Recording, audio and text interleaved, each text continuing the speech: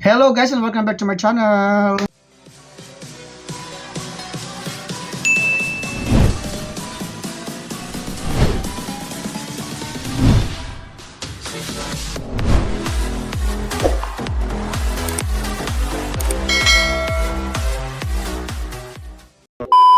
For today's video, another review na naman ng product ang aking gagawin. Kasi lately talaga nalilinya tayo sa pabango. Nag-iipon tayo ng pabango kasi sobrang mahal po ng mga pabango sa panahon ngayon. Meron ako nakita sa Tito Shop, ang mura-mura lang ng pabango. Kung ano yon, mamaya i-reveal natin. Pero kung di ka pa nakasubscribe sa akin channel, please subscribe to my channel, James Roll Official.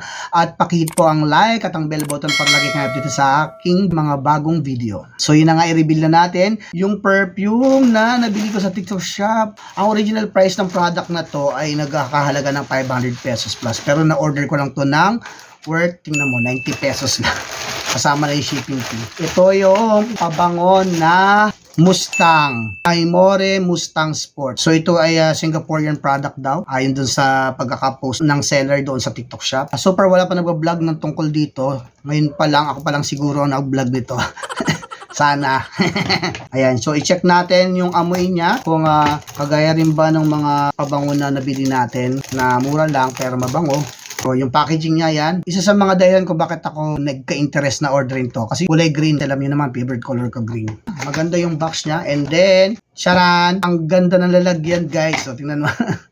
Parang mamahalin, no? Parang hindi 90 pesos yung pagkakabili ko. O, pati yung cover niya, ang laki, oh. So, itry natin dahil ito ay UD Perfume. Ito ay 100 ml Mustang Sports for Homie. So, wala na siya iba pang mga nakalagay sa likod na details. So, malinis lang. Kamayin natin ang perfume na to.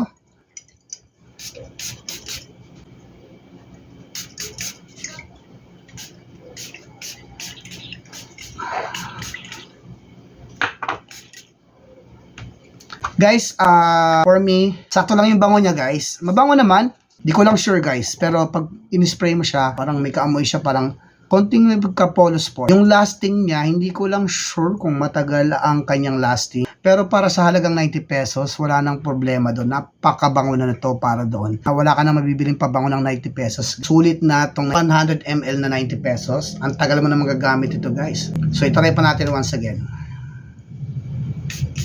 Sa bango, okay naman siya. Ewan ko lang po sa inyo kung itatry nyo po ito. Kasi magkakaiba naman po talaga tayo ng pang-amoy din. At the same time, kakaiba rin tayo ng opinion pagdating sa mga ganitong mga produkto. So, para sa akin, okay naman itong product na to. Kumbaga, soso lang. So, tamang-tama lang. Sakto-sakto lang. Yun nga lang, hindi ko ma-assure kung gaano ang itatagal ng bango nito pag ginamit mo. So, that's it for today's video. Kung gusto nyo mag-avail nito, marami po yan sa mga online shop gaya ng Shopee, Lazada, or TikTok Shop. Paano yan guys? Hanggang dito na lang. Hanggang sa muli. Paalam!